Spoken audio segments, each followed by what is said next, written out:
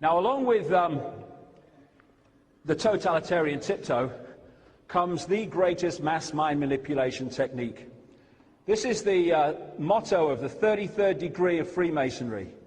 Ordo ab chaos. Order out of chaos. Create the chaos and then offer the order out of it, which changes society in the way you want. This was George Bush. You're free, and freedom is beautiful. And you know it'll take time to restore chaos and order. Order out of chaos, but we will.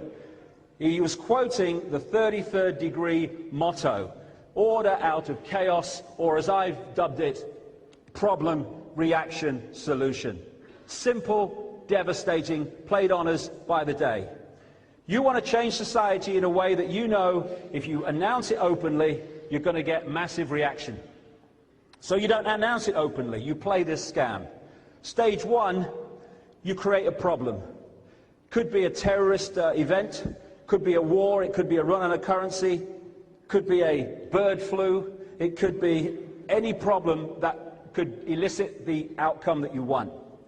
You then, through an unquestioning, pathetic mainstream media, you tell the people the version of this event that you want them to believe, i.e. Lee Harvey Oswald killed Kennedy with a gun that shot bullets that went there and then came back again. I.e. a guy in a cave in Afghanistan orchestrated 9/11, and all this stuff.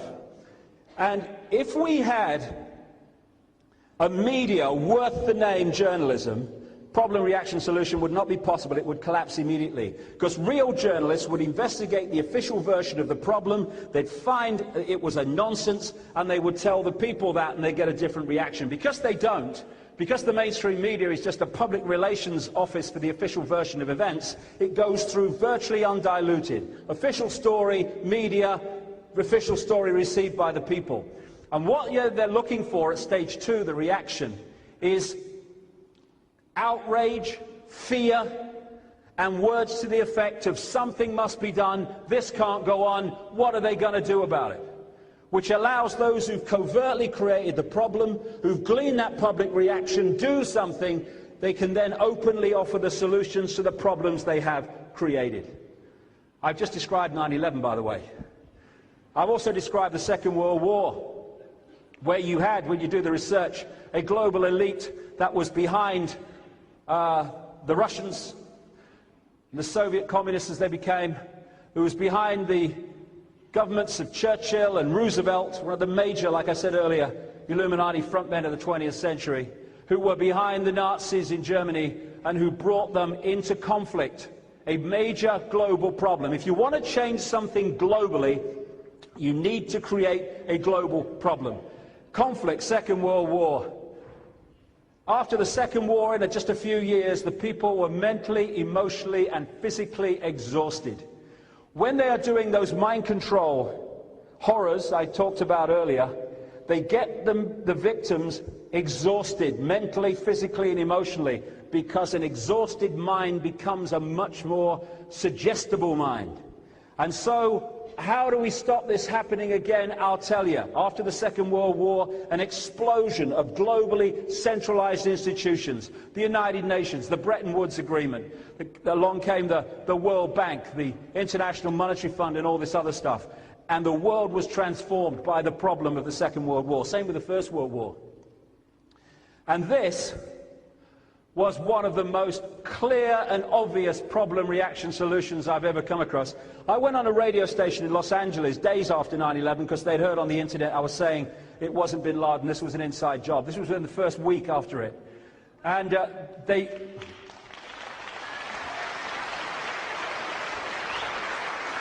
said, I got the usual, there was two kind of disc jockeys doing the interview. And I didn't work out which one had the brain cell that day. It wasn't easy. And it was, oh, what are you on? You're mad, and all that stuff. And I said to them, okay, I'll do you a deal. If this has not happened in the next month or 2 months, then I'll come back on your show and I'll hold my hand up and say I was wrong. All right, mate, yeah, we'll do that. Well, they never did, because it happened. It was called the Patriot Act, among many other things. Because what I said was, this is going to be used to take away far more basic freedoms that we've taken for granted, and exactly what it was used for, as well as getting the war on terrorism. Henry Kissinger was supposed to have said this at a Bilderberg meeting in 1991. Whether he said it or not, it sums up exactly the situation. Today, America would be outraged if UN troops entered Los Angeles to restore order. Tomorrow, they will be grateful. This is especially true if they were told that there was an outside threat from beyond, whether real or promulgated, that threatened our very existence. When presented with this scenario, individual rights will be willingly relinquished to the guarantee of their well-being granted to them by the world government. Problem, reaction, solution. And there is no need for prophecy about what is unfolding before our eyes today. No need for Nostradamus. In the year 2000, an organization in America called the Project for the New American Century produced this document, Rebuilding America's Defenses, Strategies, Forces and Resources for a New Century, September 2000, 1 year before 9/11. In this organization that produced this document were all the major players that 9 months after this was produced entered the White House and the Pentagon with the Bush administration. Cheney, Rumsfeld, Paul Wolfowitz, who was Deputy Defense Secretary at the time of 9/11, he's now head of the World Bank, and a stream of other people who have become known as neocons. Michael Ledeen in the top left-hand corner, connected into Licio Gelli and P2 and all that stuff in Italy. Richard Pearl, one of the great architects of the invasion of Iraq. John Bolton, another architect of the invasion of Iraq, now United Nations ambassador for America. Feith, another one. Jeb Bush, who is the president's brother. And this guy, William Crystal, who's a Murdoch clone in America, who's the chairman, or at least was chairman, unless they've changed it since I last looked, of the Project for the New American Century. These are the people behind the document I'm going to talk about. By the way, anyone remember Mr. Pastry? Is anyone old enough? You won't, will you? But when I was a kid, there was this children's entertainer in Britain called Mr. Pastry. He used to jump around a lot. Well, I always called John Bolton Mr. Pastry. I think it's uncanny, it's spooky, isn't it? It's spooky. And I'd rather Mr. Pastry, to be honest, was America's ambassador to the UN. I think we'd be safer. Another of these neocons is Frank Carlucci, former number 2 at the CIA, Defense Secretary Reagan Bush, a very, very close associate of Father George, thrown out of 2 African countries for plotting to kill their leaders. Yes, we must stop terrorism, Frankie. John Negroponte, another man fundamentally connected to horrific... Yes, we must stop terrorism, Frankie. John Negroponte, another man fundamentally connected to horrific American terrorism in Central America and elsewhere. Another one of these neocons that are protecting us from the terrorists. So what did this document say in September 2000? It calls for American armed forces, the cavalry, on the new American frontier. It says that key allies like the United Kingdom are the most effective and efficient means of exercising American global leadership. Well, there's 2 to bloody tick off straight away. Keep your pen handy. The United States has for decades sought to play a more permanent role in Gulf regional security, while the unresolved conflict with Iraq provides immediate justification. The need for a substantial American force presence in the Gulf transcends the issue of the regime of Saddam Hussein. Tick. It calls for a blueprint for maintaining global US, i.e. Illuminati, preeminence and shaping the international security order in line with America's principles and interests.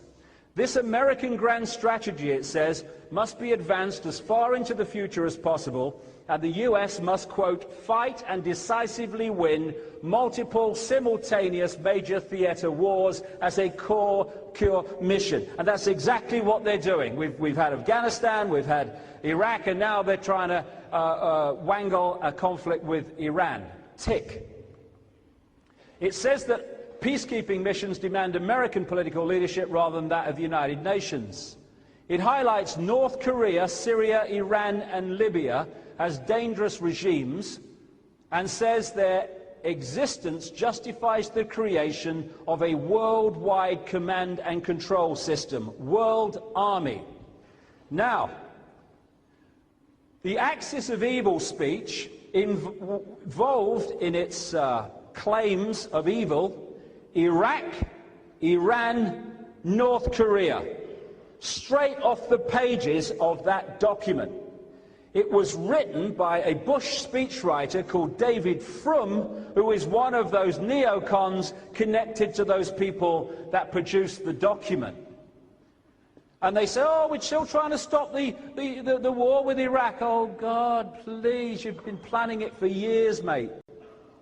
This document spotlights China for regime change, saying it is time for the presence of American forces in Southeast Asia. This could lead to American and Allied power, providing the spur to the process of democratization in China. They want a war with China. I've been saying it for 10 years. That guy with a patch on his chest said exactly the same. It's leading to a war with China. They want a global problem that they can finally impose their global solution. To stop this ever happening again, we need a world government with power to stop it and an army to stop it.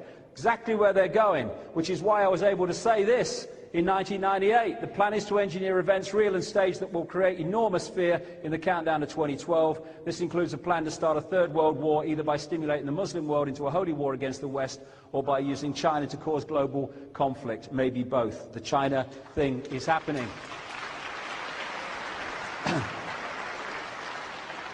The same document calls for the creation of US space forces to dominate space and total control of cyberspace to prevent their enemies using the internet.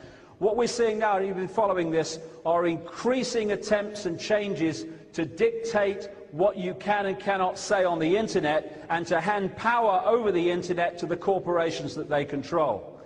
Talks of developing biological weapons that can target, quote, specific genotypes. This may transform biological warfare from the realm of terror to a politically useful tool.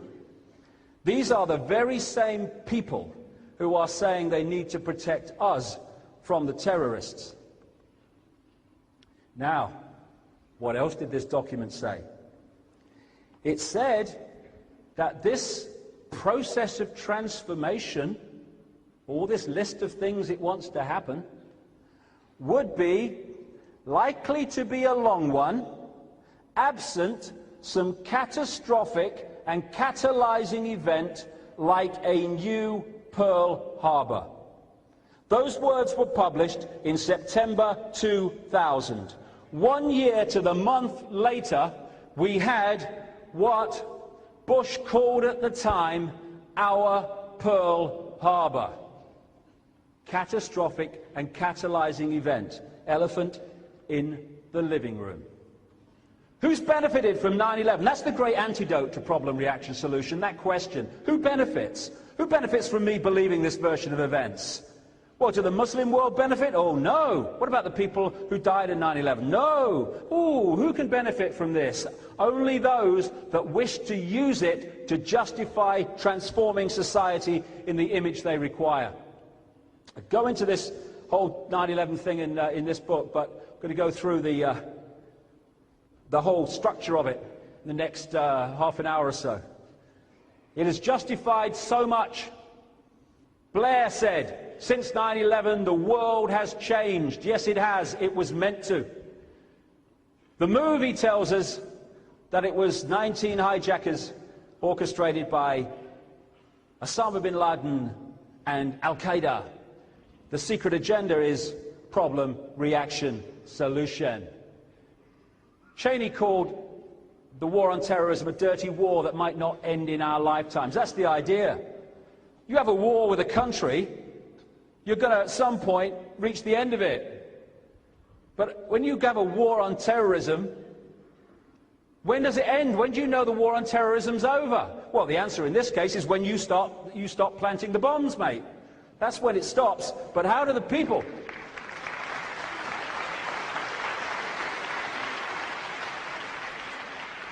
You can sell a never-ending war to the people who are not informed. The idea The idea that Georgie boy is orchestrating this whole thing is ludicrous. He's a front man. I say he's a front man to articulate the agenda, but he doesn't even bloody do that, does he really? The people behind him, the people you never see. Cheney is much higher in the hierarchy than Bush. His father is much, much higher in the hierarchy than his son. And that's basically summing up what the situation is. Puppet on a string. And then there's Blair boy. Tony Blair was brought in. John Smith left us at precisely the right time. How can I put it like that? And the moment this guy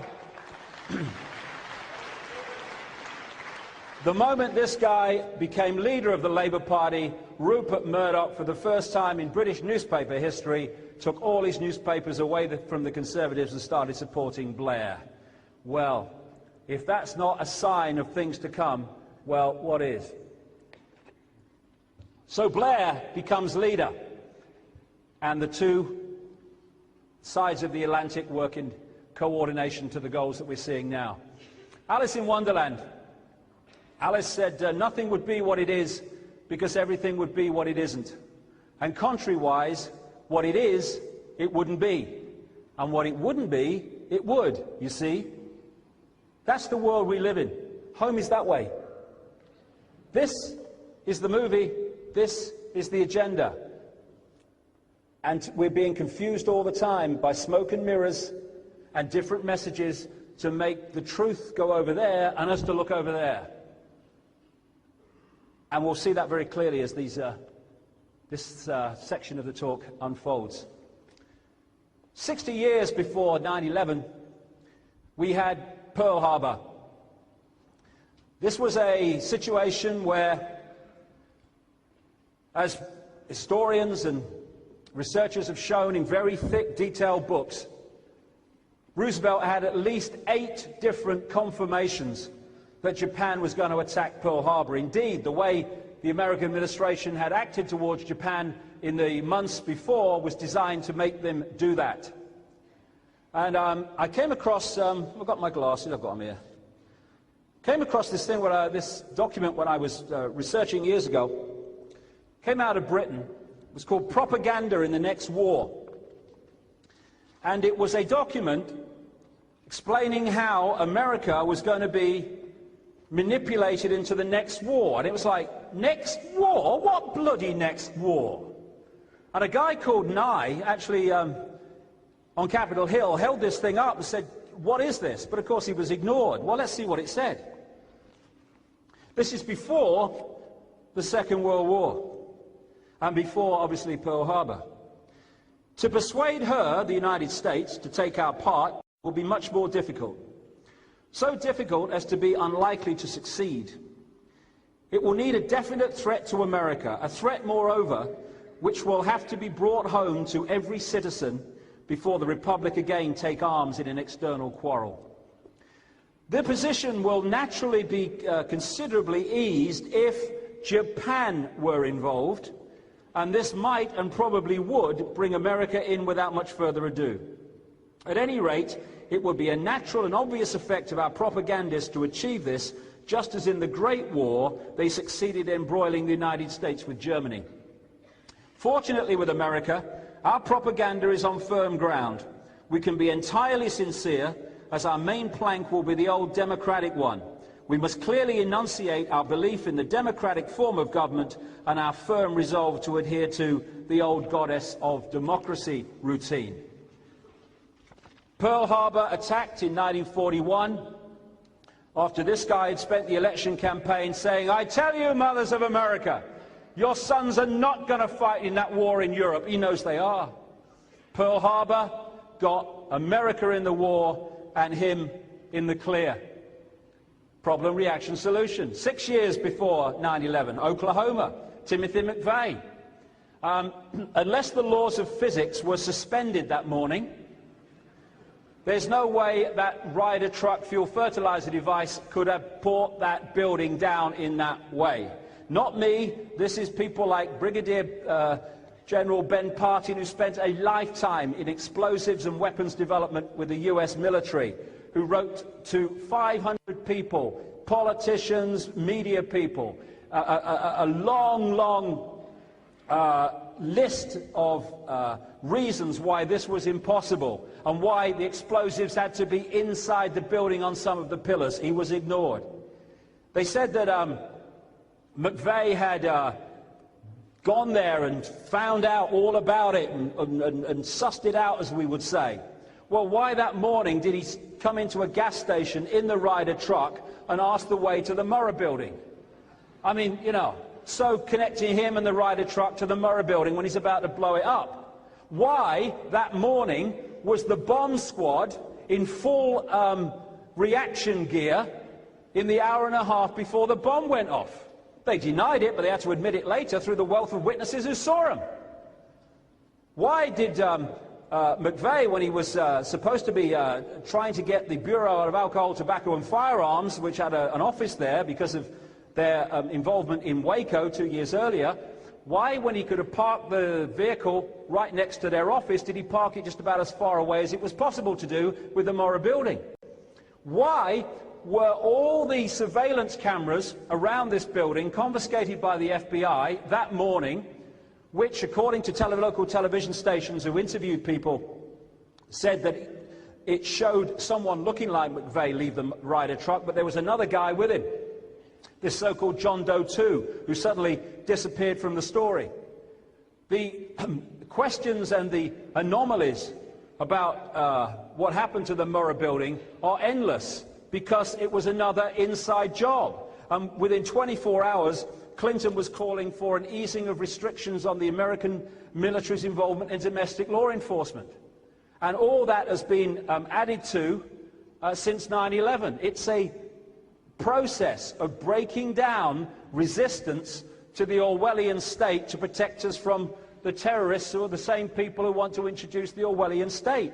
Now, the Murrah building questions could have been answered very easily. You get experts to go in among the rubble, and they'll tell you basically where the bombs went off, what the bombs were, and the whole shebang. What the government did is employ this company, Controlled Demolition Group, to go in, pull the building down before it had been analysed by independent experts, and it was taken and kept in a desert under armed guard by a company called Wackenhut.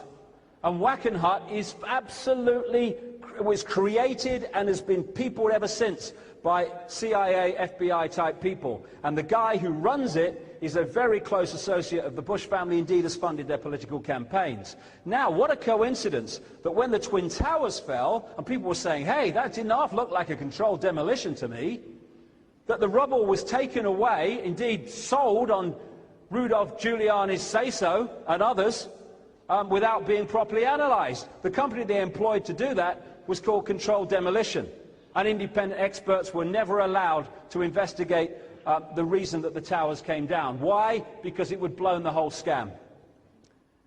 This guy, Father George Bush, as presidents go, is as high up the Illuminati ladder that I've come across. Nowhere near the top, but higher from a president's point of view. And this whole Bush family and around him is weaved a extraordinarily effective web of deception.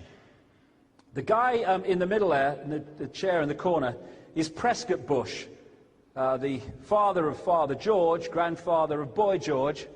And Prescott Bush was involved with the Harriman Empire, Illuminati empire in America, and he was involved at a very, well, almost controlling level of a company called the Union Banking Corporation, the UBC. And as has been exposed, not just by people like me, but by people like John Loftus, the president of the Holocaust Museum down in Florida, the Nazis were funded to a large extent out of America by these very people.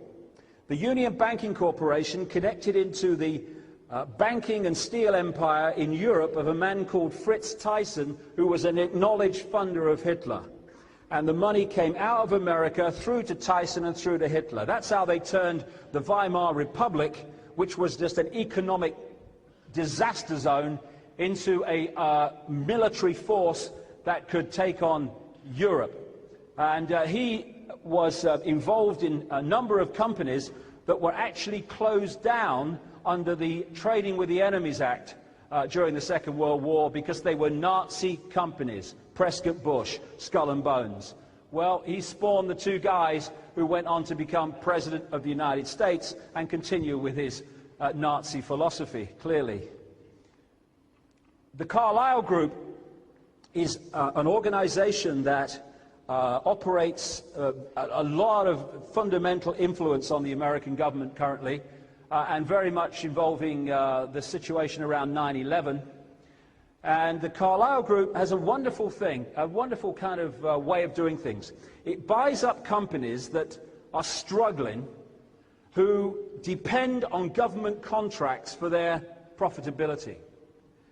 They ain't getting government contracts, so they're bought up quite cheaply, and then, because of these guys, they start getting government contracts and become very, very wealthy and profitable organizations. So it's nice work if you can get it. One of the major players in the Carlyle Group has been Father George Bush. Its chairman at the time of 9/11 was Frank Carlucci, the neocon who has this problem with leaders of African countries. And another major player in the Carlyle Group, James Baker, who was Secretary of State to Bush when he was president. And they connect into all these other people that have been behind the Bush administration. Colin Powell, they call him Colin because he's full of shit apparently.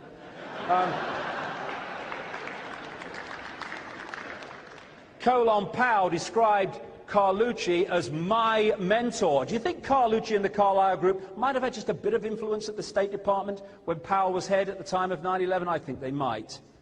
And of course, one of the other things about the Carlyle Group is their major game is weapons sales. When you have a war, that's real good for business. Best of pals, the Secretary of Defense and aspartame man Donald Rumsfeld was a roommate of Carlucci at Yale University, home of the Skull and Bones, and he was a classmate of Baker at Yale. Again, all these people connect and behind the scenes operate the same agenda. Carlyle Group and Father George Bush had a very famous family who were their clients, the Bin Laden family. You may have heard of them, and did a lot of business with them. When Boy George started his first energy company, appropriately called Abusto Energy, because every energy company he was involved in went abusto. It really did. One of the investors in Abusto Energy was a guy called Salem bin Laden, who was the head of the bin Laden construction empire at the time. And then he died in a plane crash in Texas, which is kind of funny. If you get close to the Bush family, I wouldn't travel by air. Bush family, I wouldn't travel by air, from what I've been seeing over the years. And the Carlyle Group connected into the Bin Laden family. This was a lovely one. You remember the Khobar Towers? It was in Saudi Arabia as part of the American base, and it was blown up, and it was blamed on Osama bin Laden and Al-Qaeda. And then the Americans employed a company to rebuild it. Bin Laden Construction. It's all in the family, you see. It is. It is. It's like I say, secret agenda, connection. Movie, no connection, we're actually enemies, it says here. And of course it was the Americans that brought about Al-Qaeda, as we'll come to. Now, one of the things that Bush kept saying was, we must get bin Laden after 9/11. Well, he actually did anything but. So I think we need a whiff here on many occasions through the next few minutes. This is Greg Palast, very good journalist, does some stuff for Newsnight, an American. I'm not saying Newsnight is brilliant, but he's very good. He did an investigation into this old bin Laden Bush connection and Al-Qaeda, and he said this in a report on Newsnight. I received a phone call from a high-placed member of a US intelligence agency. He tells me that while there's always been constraints on investigating Saudis, under George Bush, this is the son, it's gotten much worse.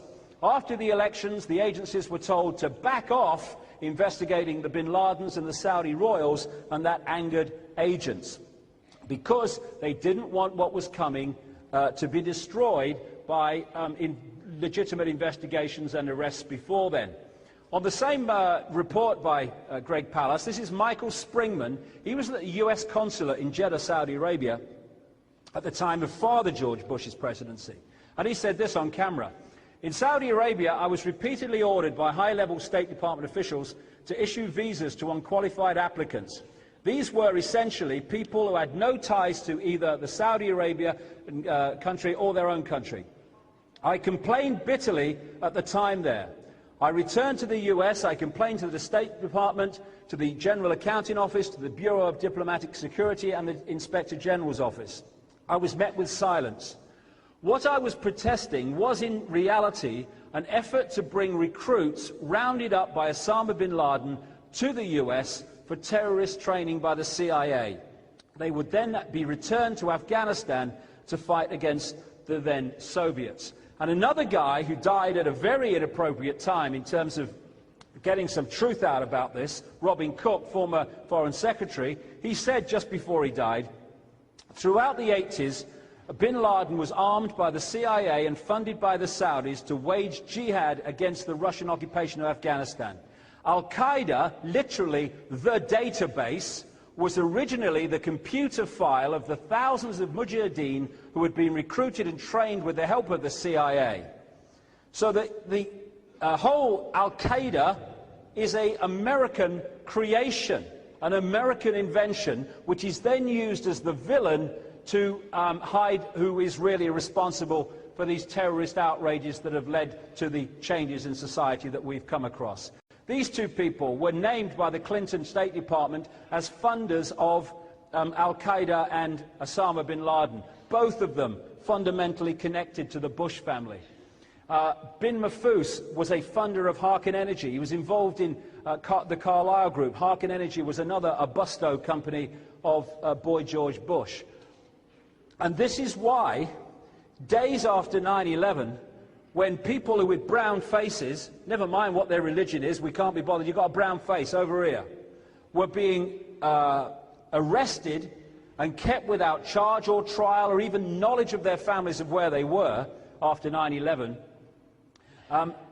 members of the bin Laden family, 11 members at least, were allowed to fly out of, appropriately, Boston Logan Airport without any problem whatsoever back to Saudi Arabia to get out of the situation they were potentially in. And that was on the say-so of the Bush administration.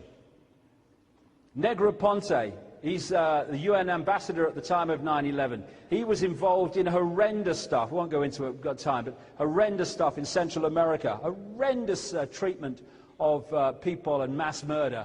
And he's gone on to be head of all US operations in Iraq and now head of US intelligence. All the same people to create the right outcome.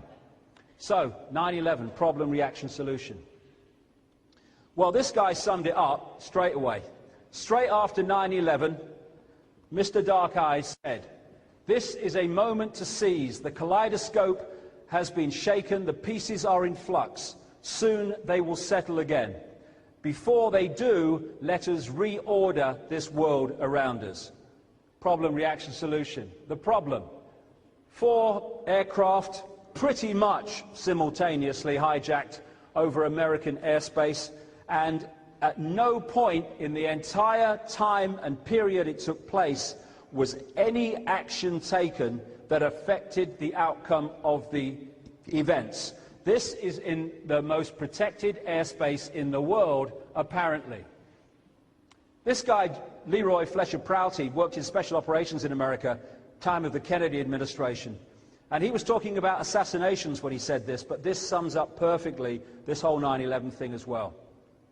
He said, "No one has to direct an assassination. It happens. The active role is played secretly by permitting it to happen. This is the greatest single clue.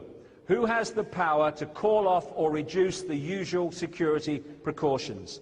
And again it works. It happened with the Kennedy assassination. It happened with the assassination of Robert Kennedy. It happened with the killing of Martin Luther King. It happened with the death of Princess Diana. At the key time, the security was withdrawn. Why? Because if it hadn't been, the assassination would not have been possible. Now, the security of American airspace is the job of this organization, NORAD. And it's very clear in the regulations, you can get them on the internet. Whenever a plane is hijacked or loses contact with air traffic control, they have to immediately tell NORAD, the military Air Force organization, which defends the airspace of not only America but Canada, and they send up jets to see what the hell's going on, because you can't have planes flying around not connected to the communicating with the ground, with especially the airspace of the east of the United States. So that's what happens, and it happens like 120, 130 days a year they send jets up in these situations. They say themselves, NORAD, that they are partners in protecting our homelands, deter, detect and defend against air and space threats to North America. Brackets, except on September the 11th. I think the 4 jumbo jets simultaneously hijacked in American airspace might just constitute an air and space threat to North America. So, why was nothing done that changed the outcome in any way whatsoever? This is Cheyenne Mountain. 2,000 feet deep into this granite mountain is the state of the art of communications technology. These are the people in NORAD and their connected organizations that work on the space shuttle. They tell foreign troops on the other side of the world, or American troops in foreign countries on the other side of the world, where to move and where the enemy is and all that stuff. They're following something like 8,000 bits of debris going around the Earth out in space. All the satellite system locks into Cheyenne Mountain and NORAD. They've got nuclear safe technologies that go through to the Pentagon, which even nuclear weapons would not destroy. And these are the people, when they were asked why they didn't react to these hijackings, said basically, no one told us. No one told us. This is the inside of Cheyenne Mountain, state of the art. They even say on their own website that if a missile is launched anywhere in the world, they know about it. This is the kind of technology they've got. This is from Airman magazine, talking about an unmanned aircraft, surveillance aircraft called the Global Hawk. On an early test, for example, Global Hawk flew at 56,000 feet over the Naval Weapons Center at China Lake, California. The images it gathered were so clear that an electro-optical image stands out next to an FA-18 fighter. An infrared image showed where concrete had cooled down from the shadow of a C-130 that had recently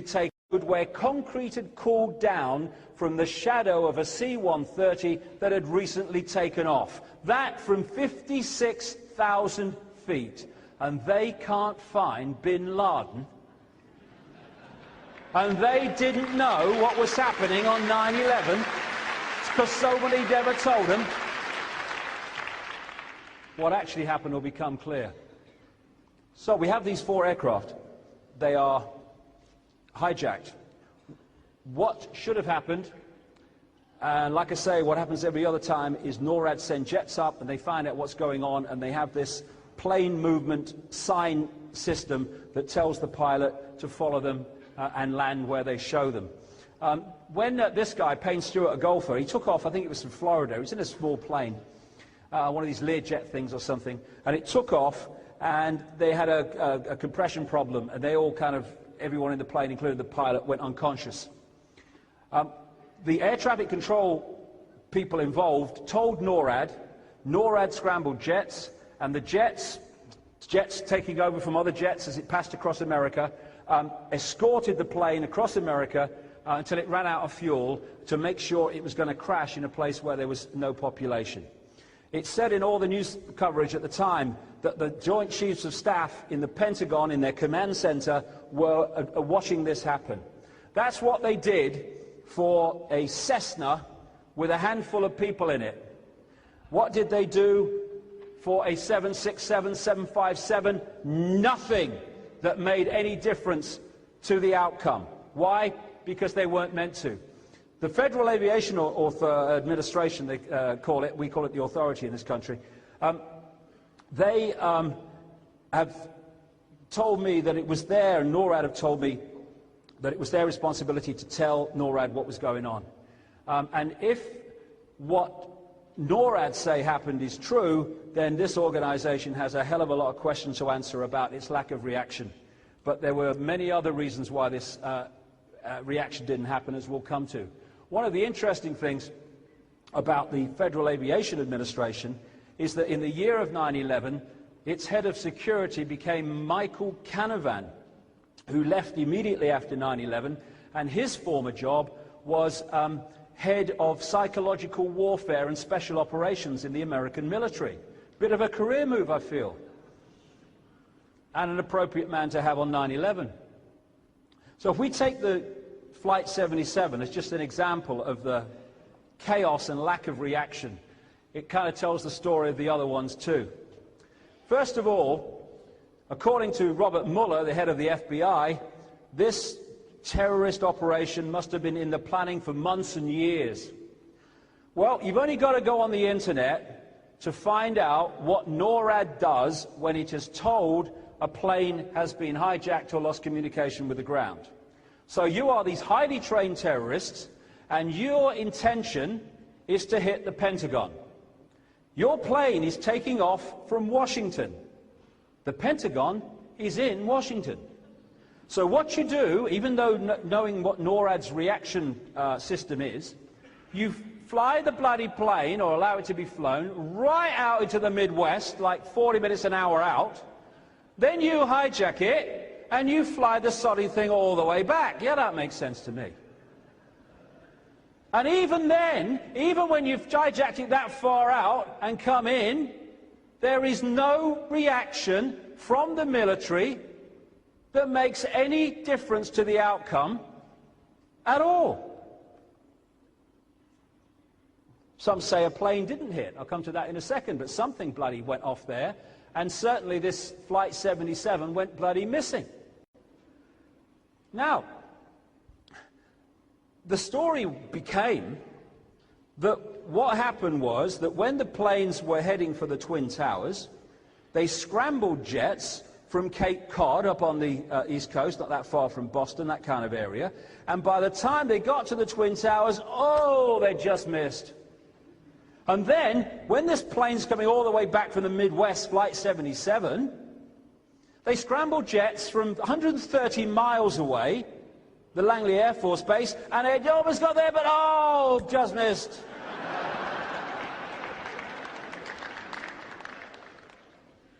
I've got a question. 10 miles from the Pentagon in Washington, D.C. is the Andrews Air Force Base. They have no fly zones over Washington. And I rang NORAD, and I said, how do you police the no-fly zones over Washington? And they said, we leave it to the Federal Civilian Administration, the Federal Aviation Administration. So I'll get on to them. How do you police the no-fly zone over Washington? Because, you know, the way I look at it, a plane can be in there pretty damn quickly, you know, if you don't watch them. Oh, we react as appropriate. We react as appropriate. So, you're telling me that the no-fly zone over Washington, which you can enter in kind of seconds in a plane, is policed from 130 miles away at Langley Air Force Base? It's policed from here, the Andrews Air Force Base, 10 miles down the road from the Pentagon. By the time they're off the runway, they're looking at the bloody place. No reaction from the Andrews Air Force Base to a plane coming in to hit the Pentagon. And even as the mainstream newspapers reported, immediately after the Pentagon was hit, planes, they said, were scrambled from the Andrews Air Force Base to protect the airspace over Washington. Well, what were they doing before? You know, was it, lunch go on a bit or what? Ridiculous. They were not scrambled because they weren't meant to. DC Air National Guard, the Capitol's Guardians, own website. They say here, the DC Air National Guard talks about all the planes it has, stands ready to respond to the needs of the District of Columbia and the nation should the needs arise, except on September the 11th. Not one plane took off until the Pentagon was hit and it was all over. This is from a news report about the system. It happens all the time. When a small plane recently entered the 23-mile restricted ring around the US Capitol, 2 F-16 interceptors were immediately launched from Andrews Air Force Base, just 10 miles away. In a similar episode, a pair of F-16 Fighting Falcons on a 15-minute strip alert were airborne from Andrews just 11 minutes after being notified by NORAD that a Cessna was straying towards the White House. Jumbo jet? Nah, won't bother, mate. Another cup of tea. Now, the 9/11 Commission, which the Bush administration fought so hard to stop, but eventually they couldn't, so they put a guy in who's going to come up with the right stuff, they said that NORAD mistakenly sent jets assigned to guard the nation's capital to positions over the Atlantic Ocean. Ooh, what are they doing? I thought Washington was the capital of Bermuda, mate. That's why I sent them there. It's all bollocks. An order by Dick Cheney to shoot down hijacked planes did not reach pilots until 30 minutes after Flight 93 crashed. What did they send? Carrier pigeon? It's a nonsense because it's hiding the truth of what happened. It's why they lie to us. People say, why do Bush and Blair lie so much? I said they don't lie so much. They lie all the time. They have to, because they are constructing the movie version of events to hide what's really happening. Therefore, they have to lie all the time. The 9/11 Commission said that FAA controllers lost track of Flight 77 for 36 minutes because of a glitch in the radar system. It was all going wrong that day, wasn't it? They were slow to react and there was confusion about what they do. Well, not on any other day. This is what the hijack regulations say. You can get them off the internet. The NORAD escort service will be requested by the FAA hijack coordinator by direct contact with the Pentagon Command Center. If you are in doubt that a situation constitutes an emergency or potential emergency, handle it as though it was an emergency. There's no confusion there. That's what it says. That's not what they did. Now, this whole story about launching jets, that wasn't even said at the time. On the day, or a few days after 9/11, a guy called General Richard Myers, who was the acting head of the Joint Chiefs of Staff, the top uniformed soldier in the American military, was asked if planes were launched before the Pentagon was hit. And he said, to the best of my knowledge, to the best of your knowledge, days later, have you not asked? To the best of my knowledge, no planes were scrambled until after the Pentagon was hit. Now, that's immediately sounded so stupid that they wouldn't react in any way. But by September, now that's immediately sounded so stupid that they wouldn't react in any way. But by September the 15th, they were still saying publicly that no planes were scrambled until the Pentagon was hit.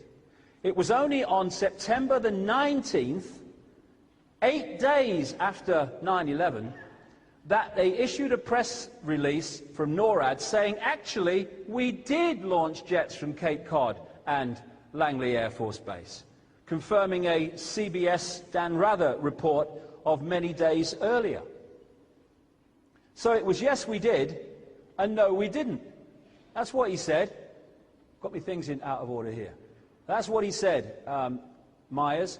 He then said a few days later, we've learned that they did scramble jets, and then they said they didn't, and then they said they did 8 days later. So the official story was not constructed until 8 days after the event.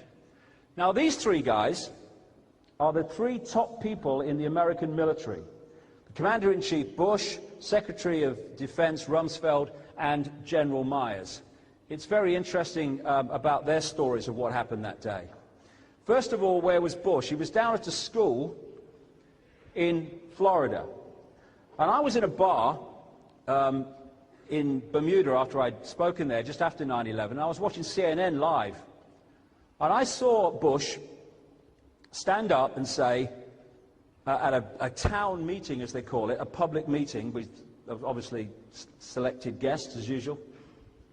And he was asked by a little boy called Jordan what he was doing on that 9/11 day. And he said, well, Jordan, he said, I was at a school, he said, and I was, just before I went in the classroom, he said, I was looking at the television, he said, and I saw this plane hit the World Trade Center. And he said, this is word for word, he said, and I thought, what a terrible pilot. That's what he said.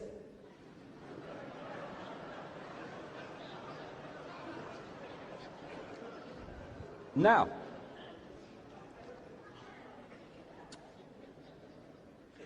the first plane was not shown on live television, only the second one.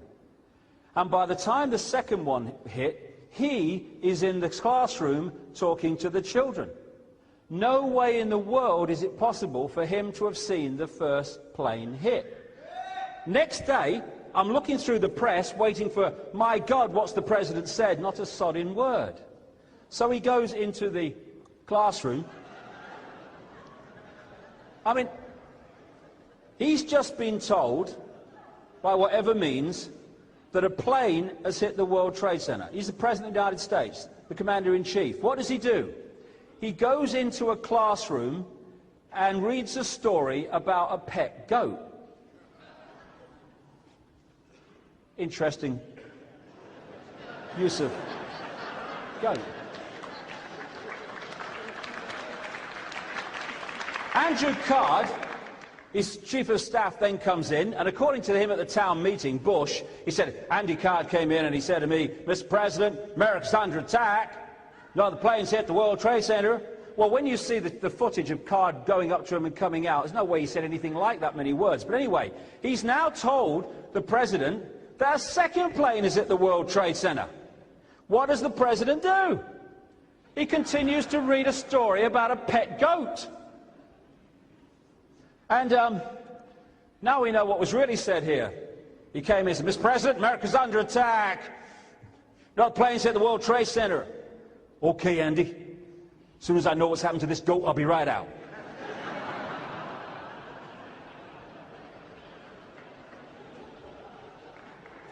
There you go. On he goes. And the 9/11 Commission said response to the hijackings was slowed by difficulty getting secure communications among the president in Florida and officials in Washington. Nonsense! They have perfect communications all the time. Cover story. Bullshit. And then he goes off to his plane, which they said was supposed to be the next target, according to a phone call they later said was not true. And he rings to see how the sport's getting on, and away we go. Then we come to Rumsfeld. I've got this on tape at home. He went on Larry King Live, and he was asked, just after 9/11, what he was doing on that morning. And he says that he was in his office at 8 o'clock at the Pentagon, just down the corridor from the command center that reacts to hijacks. And the plane was just taking off, the first one, Flight 11 from Boston.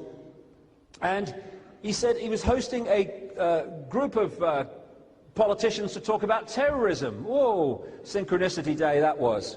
He said that after a while someone walked in, it's all on tape, and gave him a note, and he read it, and it said that a plane had hit the World Trade Center. He said he walked out to get a CIA briefing. He said, and within 15 minutes, he said, of leaving the room, getting the note, he felt a jarring thing, which was the Pentagon being hit on the far, far side of the building. So he's given us a timeline here. Pentagon hit 20 to 10. Go back 15 minutes, we're 25 past 9. He's saying that the head of the military, the defense secretary, the Pentagon, was handed a note at 9:25 to tell him that the World Trade Center had been hit by the first plane at 9:45, and they never mentioned the little detail that another bugger had hit at 9:03. And no one had told him that another plane was heading towards the sodding Pentagon. Nonsense. This is the regulations that they have to follow. The command center will, with the exception of immediate responses, forward requests for Department of Defense assistance to the Secretary of State of Defense for approval. It goes on to say the Secretary of Defense has to be told immediately there's a problem. 9:25. Well, soon enough. Nonsense.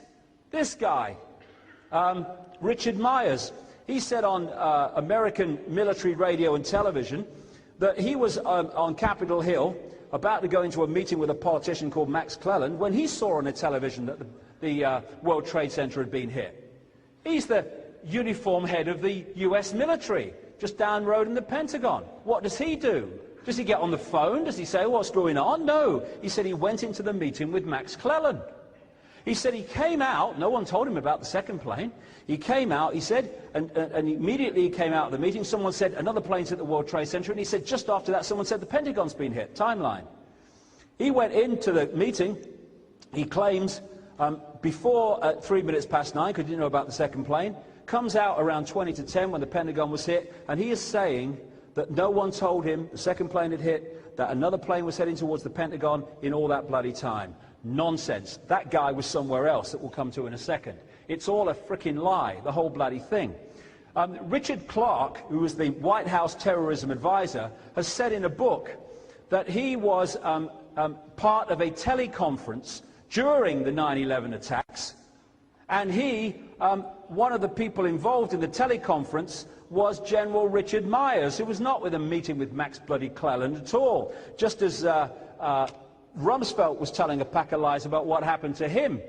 What was actually going on, has become clear since, is that there were a series of Air Force military exercises in the airspace involving the 9/11 planes that were symbolizing attacks on America. On that morning of all mornings, this was going on under various names. One of them, or a number of them, involved hijacked planes, but one of them involved a plane hitting a building. What a coincidence, stands back in amazement. And who was it that was in charge of this whole shebang that morning? Dick Cheney, Vice President. And what's becoming clear is this: NORAD and the FAA and all these other people had elements involved in all these exercises. And so when it started hearing things about hijacked plane heading for this, hijacked plane heading for there, people were actually saying, is this real or is this the exercise? Complete bloody confusion, which is exactly what those exercises were set up to do on that day, and they had the desired effect. And amid that confusion, nothing was done. This is what another thing that happened. 6 air traffic controllers who dealt with 2 of the hijacked airliners on that day made a tape of their experiences and what happened and what they were dealing with.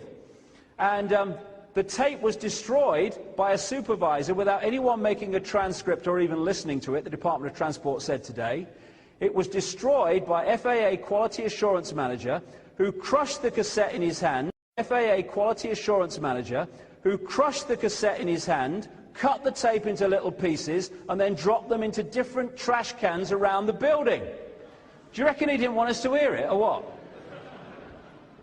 And all around the 9/11, you find stuff that was relevant being destroyed.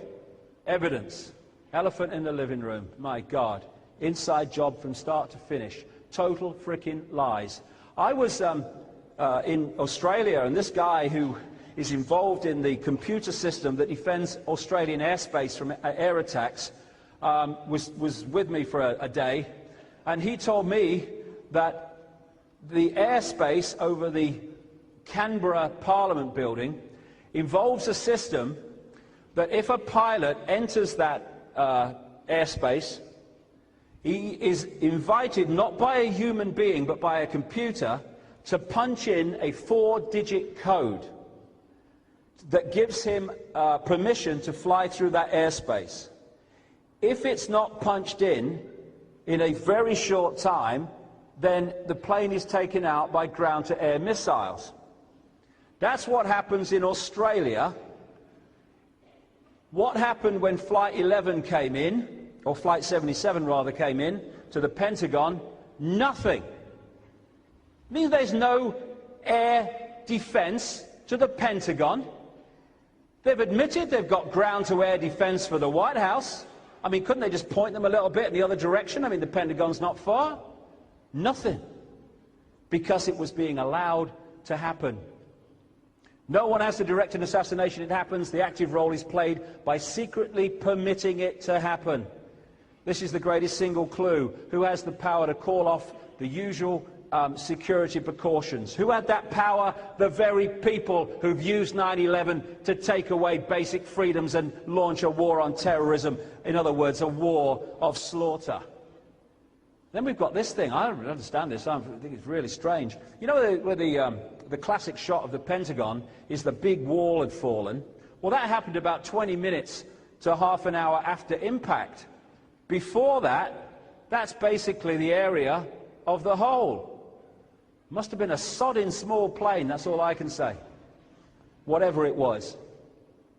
It's the size of the plane it was supposed to be, and just take into account that wall fell not on impact, but 20 minutes to half an hour afterwards. I think there might have been a bit more wreckage about than we saw, actually, myself, if that had been the case. And there was that hole on the other side. They said the reason there was no wreckage is the plane disintegrated when it hit the building. Well,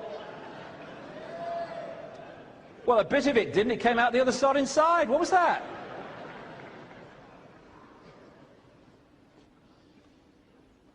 Oh, yeah, there was a bit of wreckage. I can see them now.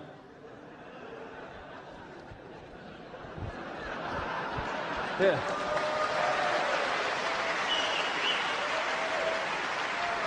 Hey, I think we got away with it. God. Now, what the plane was supposed to have done was smack onto the ground just before it hit the building. They got the lawn right quick, didn't they?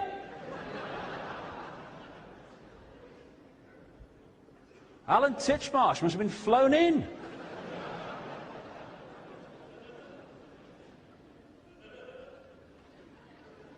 Oh, and this is the other thing. Where the building fell and the plane was supposed to have hit, I mean, here's a thing. This is right on the end here. Here's a book. And here's a computer. Imagine, can't you? Did you just hear something?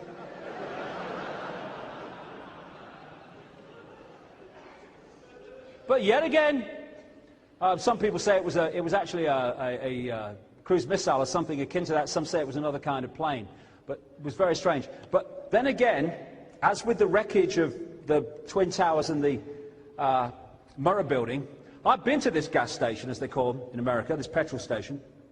It's right opposite the Pentagon, where the Pentagon was hit.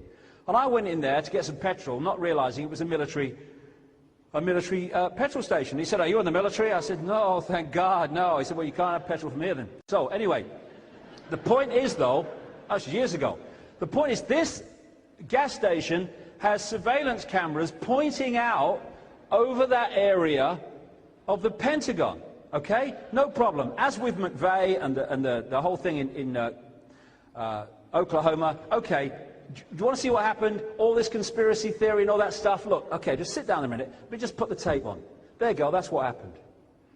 Those were confiscated, those tapes, on the morning of 9/11 and never been seen since. I mean, there's not surveillance cameras. There's surveillance cameras at the local shop. There's not surveillance cameras all the way around the Pentagon and looking in at the Pentagon. Put the tape in, darling. Let's see, and we'll go away. No, we're not allowed to see. And that's one of the great red flags of this whole conspiracy stuff. When we When we seeing or hearing something would support the official story, we're allowed to see or hear it. When us seeing something would demolish the official story, we are not allowed to see or hear it. And that's why security cameras are working when they want to catch someone, and they miraculously cease to work when the true story of something like this would happen. How did they do it? Well, I tell you how they didn't do it. People who couldn't fly Cessnas did not fly those planes into buildings with such perfection. This is one flight instructor, about two of them. It was Dumb and Dumber. I mean, they were clueless. It was clear to me they weren't going to make it as pilots. One of them was described as, one of them said, I was surprised he could even drive a car. And there we go. They flew these pilots. These two guys were supposed to be involved. They failed to keep up their flight training, and one of them left for the Yemen for a year. Maybe you learn to fly there, who knows. Mazawi, this guy who's kind of obviously mentally imbalanced, who they've used to highlight the whole thing again in this court case, he was described as a poor pilot who failed to obtain a license despite hours of training. So what did they do, this Al-Qaeda network? They found anyone who had any ability to fly a plane and said, get them, we'll have them. I mean, it's a joke. Arab terrorists were not flying the bloody planes, please. Yes, they were.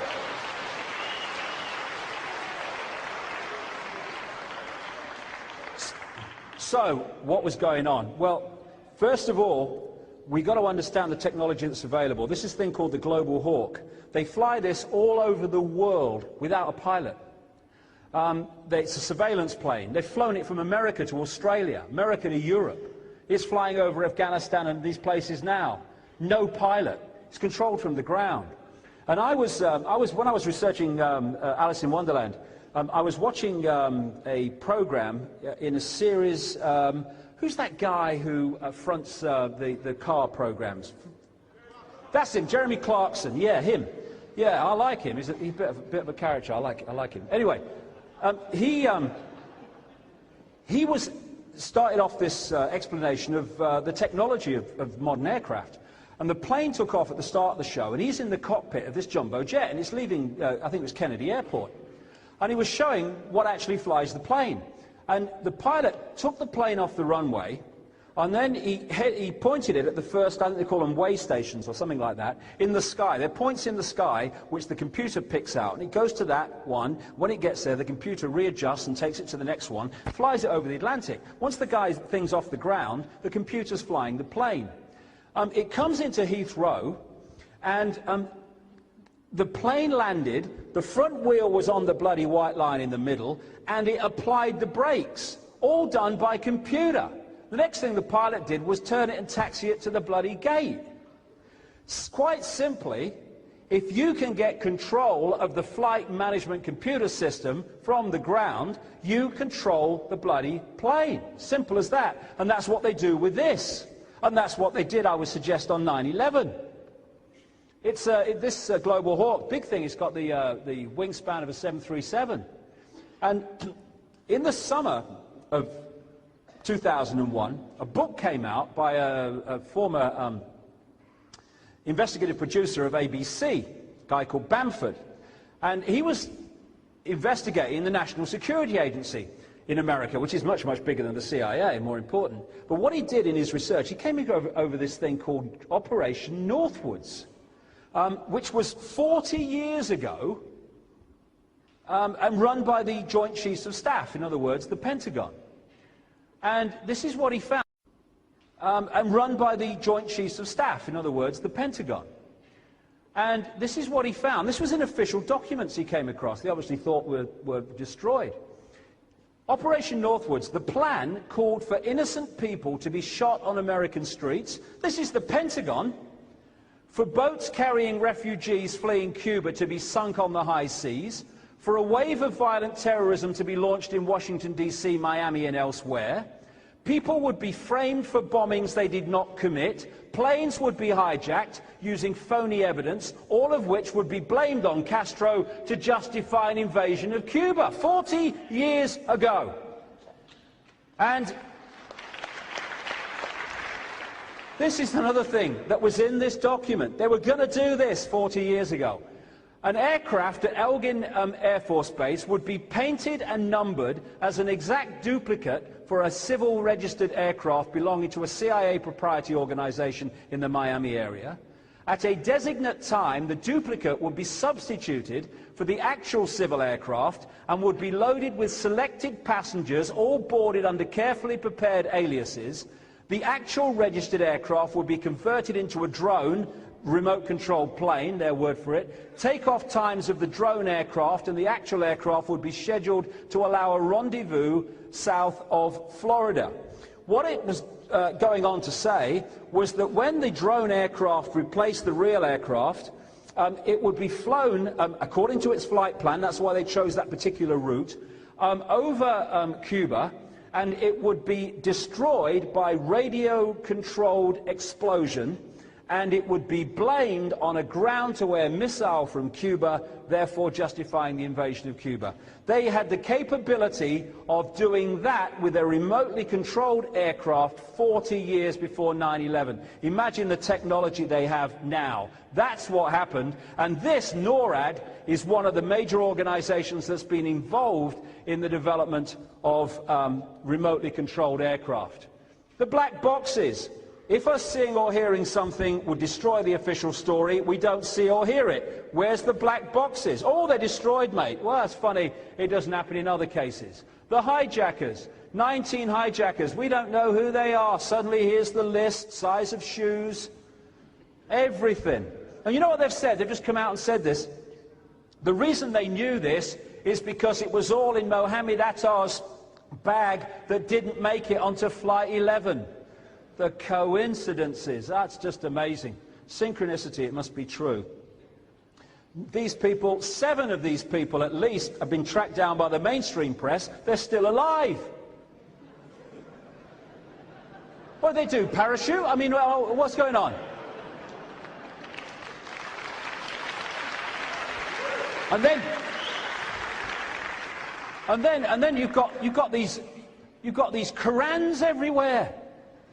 They left them in bars, in bloody hotel rooms and bloody cars. I mean, what were they? The Islamic equivalent of the Gideons? Who were these people?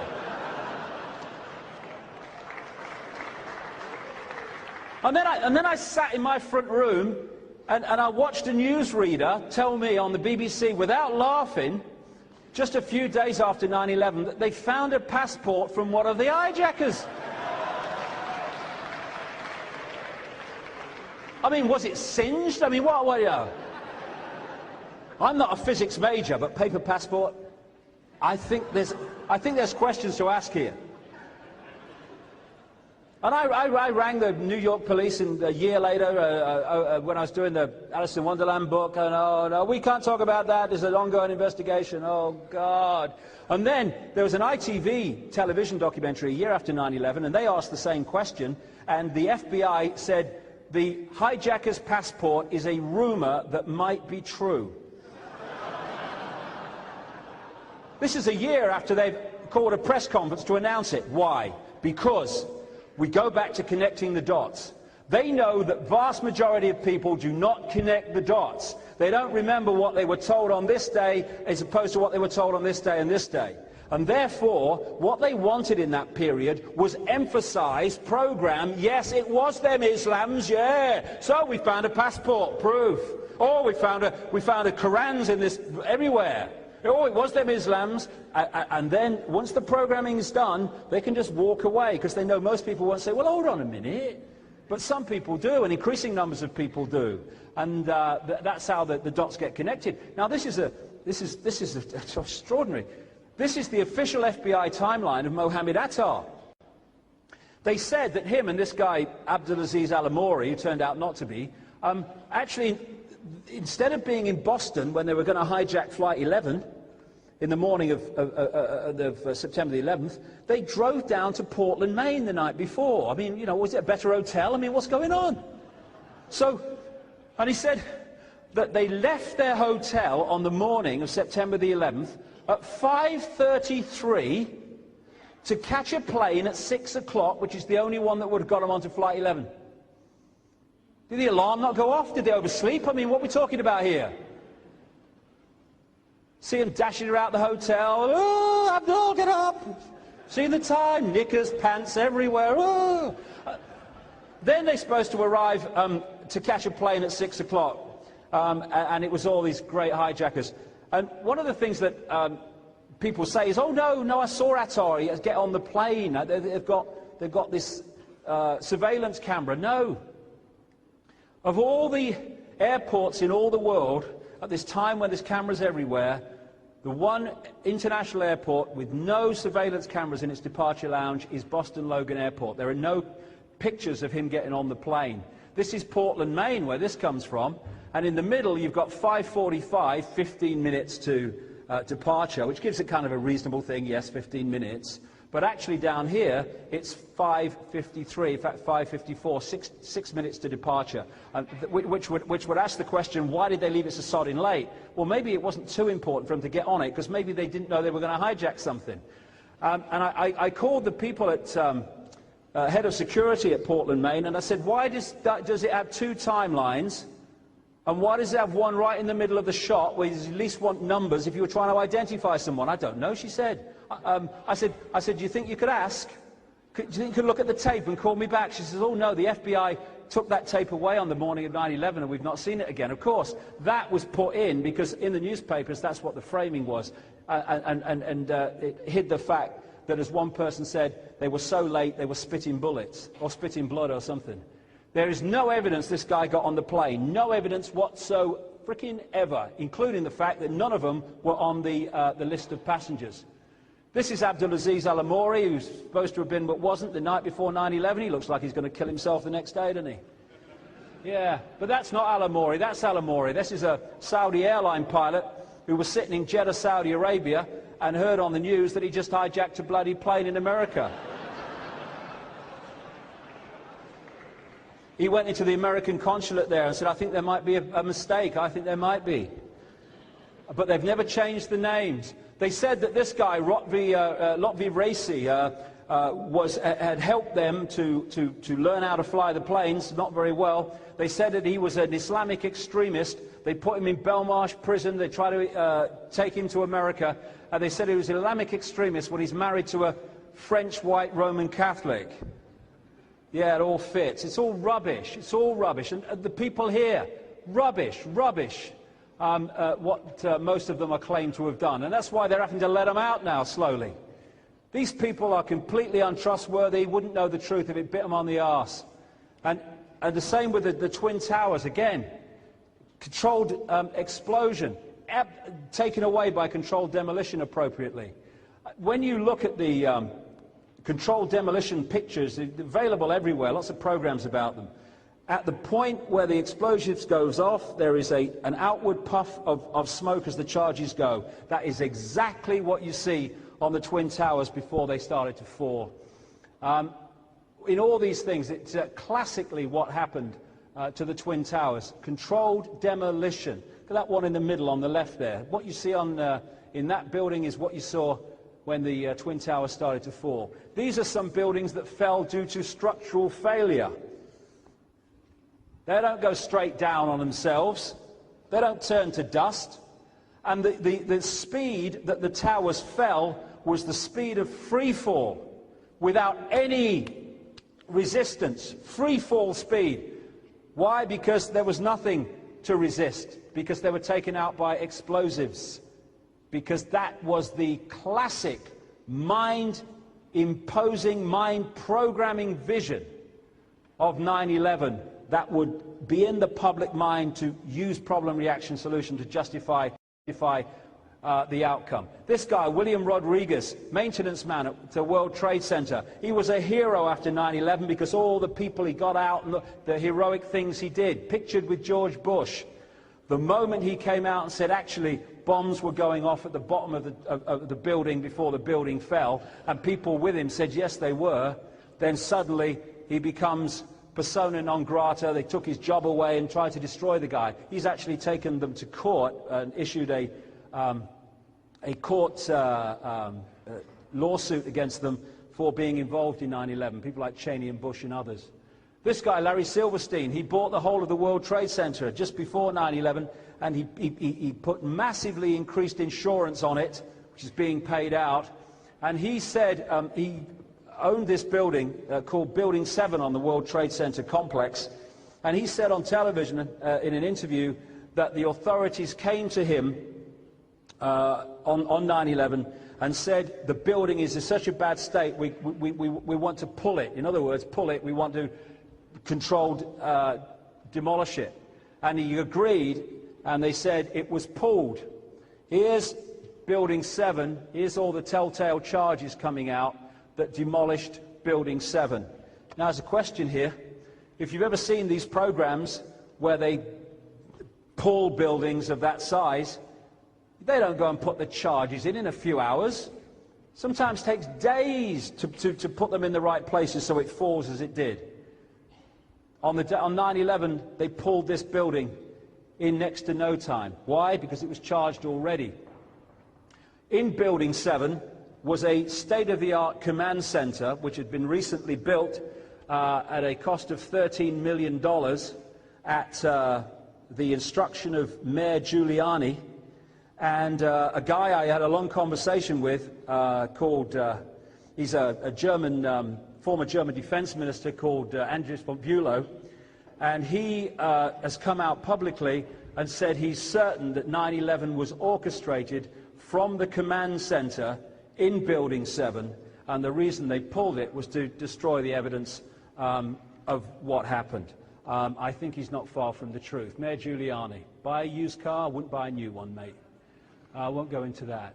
So the whole kind of story of 9/11 is full of holes because it's not true. And the media, despite these holes, continue to parrot the official version of everything. As a result of it, the secret agenda can impose its Orwellian state while the movie tells us it's to protect us. Sums it up, Anglo-American special relationship. Will you lie first or shall I? And so you keep the old black and white. You're either with us or you're against us. You're with us or you're for the terrorists. You ignore the fact that there was great grief and support from the Islamic world for what happened, because this is what you're after. This is the Nazi technique. Why, of course, the people don't want war. Why should some poor slob on a farm want to risk his life in a war when the best he can get out of it is to come back to his farm in one piece? Naturally, the common people don't want war, neither in Russia nor in England, nor for that matter in Germany. That is understood. But after all, it is the leaders of the country who determine the policy, and it is always a simple matter to drag the people along, whether it is a democracy or a fascist dictatorship. Voice or no voice, the people can always be brought to the bidding of the leaders. That is easy. All you have to do is tell them they are being attacked and denounce the peacemakers for their lack of patriotism and exposing the country to danger. It works the same in any country. Hermann Göring. And that's what they're doing now.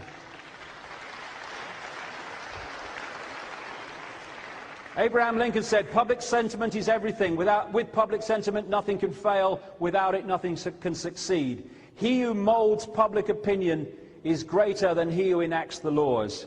He might have said, and he who molds public opinion can enact whatever laws he wants. Problem, reaction, solution. Control of the public mind. All propaganda, said Hitler, must be so popular and on such an intellectual level that even the most stupid of those towards whom it is directed will understand it. People can be made to perceive paradise as hell and the other way round, to consider the most wretched sort of life as paradise.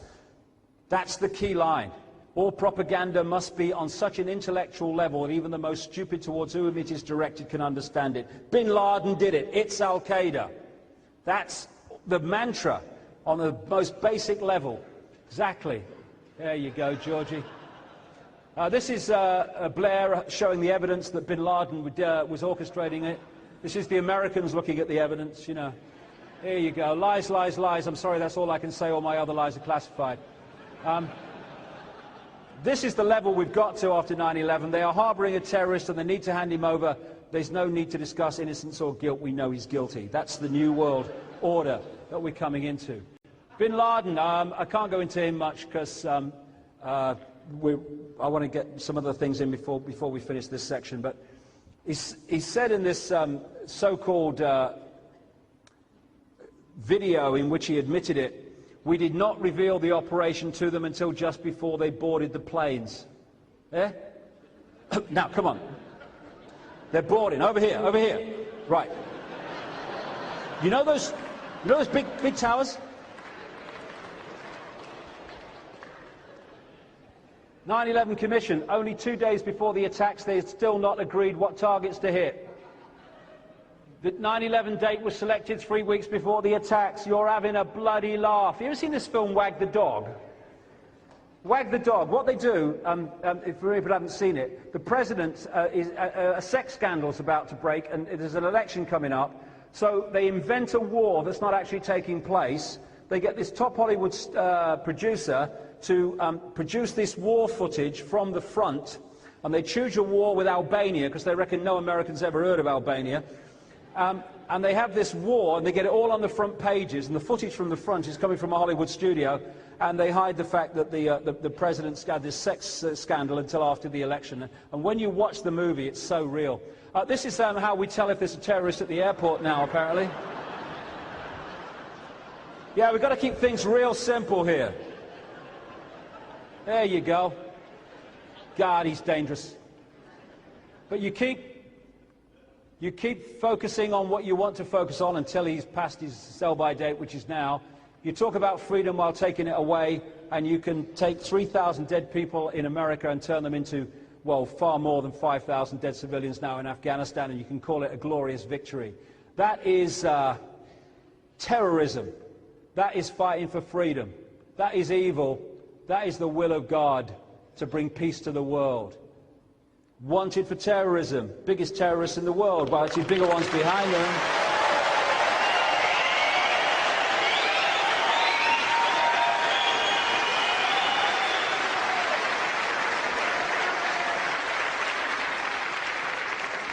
Bigger terrorists than them behind them, but on the public stage there they are. Definition of a terrorist: one who favours or uses terror-inspiring methods of governing or coercing government or community, hence terrorism. I wonder if that definition includes 16-year-old ice cream vendors in Afghanistan having their legs blown off. I wonder if it involves the slaughter of innocent kids in Afghanistan, the invasion of a country that was a Stone Age country in the middle of a famine at the time. This was before the invasion. Yeah, I love that. Created by the CIA, wanted by the FBI. Strange but true. Those Tora Bora tunnels where he's hiding, they were built by Bin Laden Construction with CIA money funneled through ISI, the Pakistan intelligence agency. There you go. You're the head of the snake, you're the head of the snake. You're both right. Then we had the anthrax outbreak, which ended immediately. It was revealed that the strain was only used by the American military. Went straight off the headlines then. I saw this headline: Cheney says anthrax packages are very worrying. I put on the bottom, well, stop sending them then, Dick.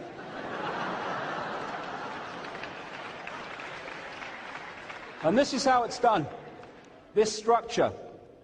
You have the terrorism, or the people blamed for terrorism, and the secret societies of the Islamic world, of which there are many, many, just like everywhere else, and you encompass them in the same pyramid in your Russian doll structure as the United States, American governments, FBI, CIA. So at this level of the pyramid, you are dictating to both apparent opposition sides within the public arena.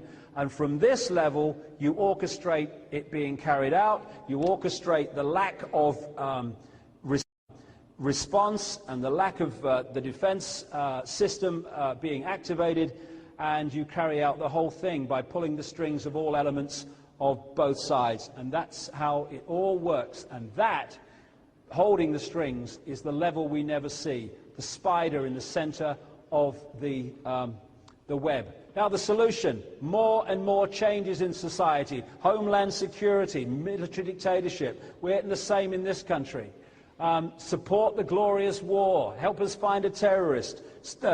Tell us about your strange behavior of your neighbors. You know, tell on your friends. We want people to be informers because we want to protect everyone. This is an FBI leaflet that says that people to watch for involving terrorists are defenders of the US Constitution against the federal government and the UN. You're a terrorist to do that now. And this is what Adolf Hitler said when announcing the creation of the Gestapo. An evil exists that threatens every man, woman and child of this great nation. We must take steps to ensure our domestic security and protect our homeland. If George Bush had said that, Tony Blair had said that, well, we wouldn't have been surprised. Straight out of the mouth of Adolf Hitler, because the same mentality is in place. And then we go back to Babylon. Through Bush again, Father Bush involved through his son. And Saddam Hussein, he was a great friend of America. He was one of their blue-eyed boys until it became much better for the agenda for him to be used as the fall guy. And in the run-up to this war, we had history to look at. First of all, the 1991 war with Iraq, which they could have removed Saddam then. They chose not to on the orders of Father George because his card had to be played later. And in the meantime, while they had the no-fly zone and all that stuff through the 90s of Iraq, there were children being killed on a constant basis by American bombing in Iraq in the no-fly zone. And then you had the horrific, and still have the horrific results of the spent uranium in the weapons that they've used in Iraq, in the first Gulf War and in the second. Horrific things happening to children being born in Iraq now because of the pollution of the uranium in the bombs that have been bombarding that country. Then we had the sanctions on Iraq in the run-up to the second war, which, according to UN figures, cost fantastic numbers of lives of children. 500,000, 1 million are some of the figures that have been talked about. 4,500 children under the age of 5 dying each month in Iraq because of the sanctions in the run-up to the war. And this was an interchange on a 60 Minutes program in America. We've heard that 500,000 children have died as a result of sanctions in Iraq. I mean, that's more children than died in Hiroshima. And you know, is the price worth it? Secretary of State at the time, Madeleine Albright, I think this is a very hard choice, but we think the price is worth it. And when I talk about America and Britain, I'm talking about their governments being used as vehicles of this hidden force, this Illuminati, to bring about the global change I'm talking about. Not the people. There's vast numbers of people in America that don't want this. And they've taken over Iraq because that was the idea. The idea they're going to come out of it is just ridiculous. They're there because they're meant to stay there. And this is the special relationship. Blair's time is coming to an end now, but same thing will continue. Now, invasion checklist. Missiles, tanks, troops, planes, bombs, ships, guns, a reason. Problem, reaction, solution doesn't always need a real problem. It just needs the public perception of a problem. And so they invented the idea of weapons of mass destruction to sell the idea of the invasion. Now, of course, people get, challenged. Oh, where are the weapons of mass destruction? But it doesn't matter, because what they wanted to achieve by the lie has been achieved. They're in Iraq and they ain't coming out. Again, the secret agenda in the movie telling us different things. This is a leaked document from Downing Street that shows that they were certain they were going to invade Iraq long before they actually did. In fact, it was years. There you go, there's the reason. Dead simple. And there he is, he's found in the plane, look, special. So, yeah, Iraq was involved in 9/11. Here's the weapons of mass destruction evidence. Here's some more, and along we go. There's their whole dossier on the weapons of mass destruction. Not a problem. There's one of them. There's the mobile weapons laboratories. Look, there you go. They're very, very canny, these people. Made it look like a London bus. And, of course, like I said right at the start, just because you have two sides that appear to be against each other doesn't mean they're not controlled and manipulated by the same force. In 1983, Donald Rumsfeld was sent to Iraq to organize the shipment for Saddam, there's the meeting, of biological and chemical weapons for use against the Iranians in the Iraq-Iranian war. And these were the chemical weapons shipped through the American government from American corporations that were used to kill the Kurds. But because they keep that quiet, it means they can use the chemical attack on the Kurds as a justification to remove Saddam. It's all smoke and mirrors. And this is not me surmising this. This came out in official documents. I think 2002. This is it's a report in a newspaper. Donald Rumsfeld, the US Defense Secretary and one of the most strident critics of Saddam Hussein, met the Iraqi president in 1983 to ease the way for US companies to sell biological and chemical weapons, including anthrax and bubonic plague cultures, according to newly classified US documents. And before he became Secretary of State, Donald Rumsfeld was on the board of a European engineering giant called ABB. And he was on the board when they sold nuclear technology to North Korea. And then he becomes Secretary of State and says, they're dangerous, North Korea, they've got nuclear technology. Yes, you sold it to them, you silly sod. But it was meant to be sold to them. Problem, reaction, solution. Keep following the white rabbit, keep believing what they tell you, and war is peace and get a brain more hands. And as a result of it, slaughter in Iraq. And somebody told me John Wayne was dead. I don't think he's dead. I see him everywhere. I see him on Fox News. I see him on CNN. I see him in the US military. He's everywhere. Go get him, John. Sitting on tanks, embedded journalists. Oh, I see them all. Yeah, go get them, John. This is the stuff they don't want us to see. The real impact of the war on terrorism by the terrorists. Every single day it's happening. Liberated, liberated, liberated. And this, the thing that they're using also are cluster bombs. They're these people that are protecting us from the terrorist cluster bombs. A spokesman for the International Committee of the Red Cross in Iraq described the scene in Hilla as a horror. Dozens of severed bodies and scattered limbs. Journalists found babies cut in half, amputated limbs, kids with faces, a web of deep cuts caused by American shell fire and cluster bombs. Robert Fisk, a journalist worth the name on The Independent, described the mortuary as a butcher's shop of chopped up corpses. This is what cluster bombs do. And this is what is being done in our name, wrongly, but in our name in Iraq, and they want to do it in other places too. And somebody tells me that people that do this wouldn't kill 3,000 people on 9/11 to give them the justification of doing this. You know, if we think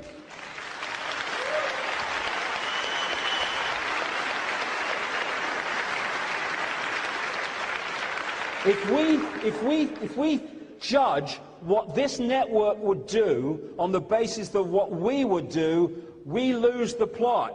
Because we have empathy with people who suffer the consequences of our actions. If we did that, well, God, how would we live emotionally? To them, no problem. So they don't have this fail-safe mechanism of empathy with the consequences of your actions. And I'm sick of this. I'm sick of this bloody morality. Do you ever see this here? In America, Janet Jackson, is it Justin Timberlake? Sick of this bloody morality. Do you ever see this here? In America, Janet Jackson, is it Justin Timberlake? I don't know, something to do with wood anyway. He was at the Super Bowl, and just by accident, stands back in amazement, her breast came out, right? There was moral outrage in America. It's disgusting, Janet Jackson. Immoral. I wonder which of these pictures is more sodding immoral.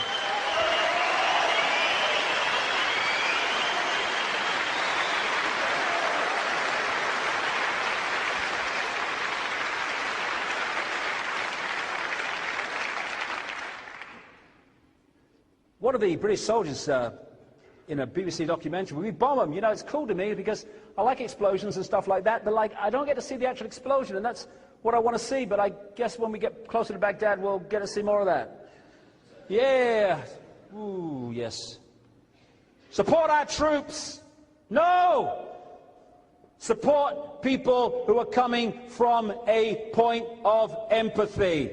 Not all of them are. Some of them may be, but misguided in the way they express it, but not all of them. And even the troops. This is a surgeon in Germany talking about the incredible life-changing, life-destroying things that are happening to troops that are never talked about. Our boys, like I said earlier, we will not surrender. No, we don't sodding have to. We send these poor buggers to face it, to fight on our behalf. Yeah, no problem.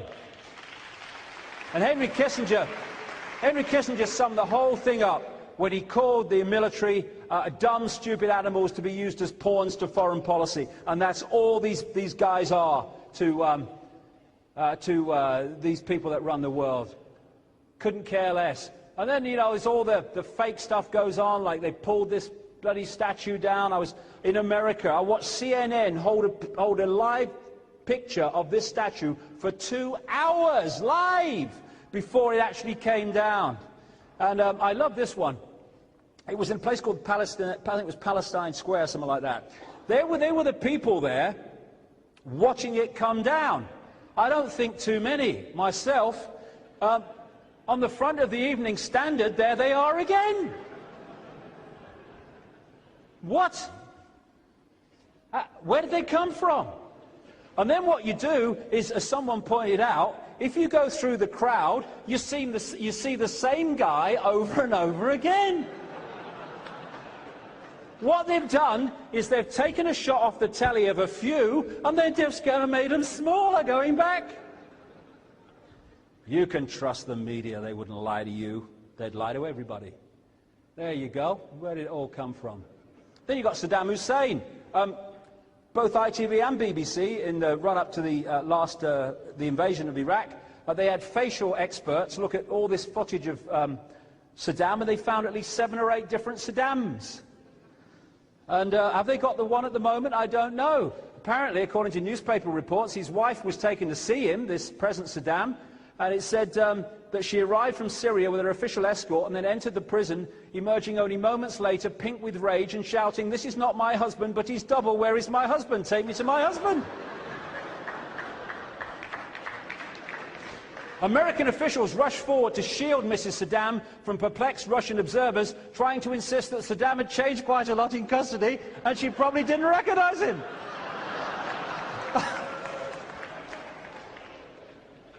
But when you go again through the 9/11 story and old kind of Rumsfeld, no one told him the plane had hit and all that stuff, okay, what else will they try? I mean, crikey, nothing's crazy anymore. The pig trough in Iraq, handing over Babylon, I love it. We're going to hand it back to the people. You're having me on, no way.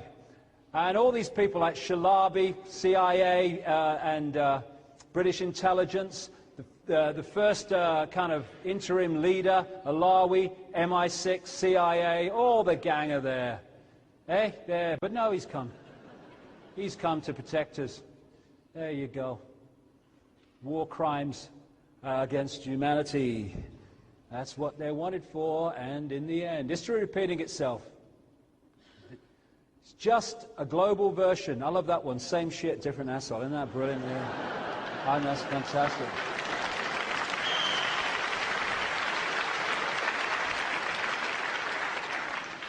And now we're heading for the next one in the list, Iran. You see, when you follow the kind of background and you follow the project, the New American Century, you know, anyone's followed my website and stuff like that, you're sitting there, okay, They're now well ensconced in Iraq. Okay, it's not going well on the surface, but if you want to stay there, you don't want it to go well, because then you've got no justification for staying there, so you don't want it to go too well. And the next on the list, Iran, and then you're just waiting. Here we go. I know, there's a problem with Iran now. Oh, here we go. And then it'll be North Korea, and then they'll want China. I mean, crikey. Stop asking questions. You're either with us or against the terrorists. I promise never to question authority. You're a good citizen. Go get them, John. Isn't it funny that when you protest like these people here against war, they bloody shoot at you with rubber bullets and stuff? This is a protest in Oakland. And they have now free speech zones back from where anyone's meeting, so you can't protest directly. And, you know, that previous picture is something to emphasize. There are enormous numbers of people in America who don't get a voice. Enormous numbers who would be sitting here today if this was in America, because they can see through it. It's not the Fox News mentality of America is not the only mentality, far from it. But again, we come back to this again. The lie can be maintained only for such time as the state can shield the people from the political, economic and or military consequences of the lie. That's why they have to suppress dissent.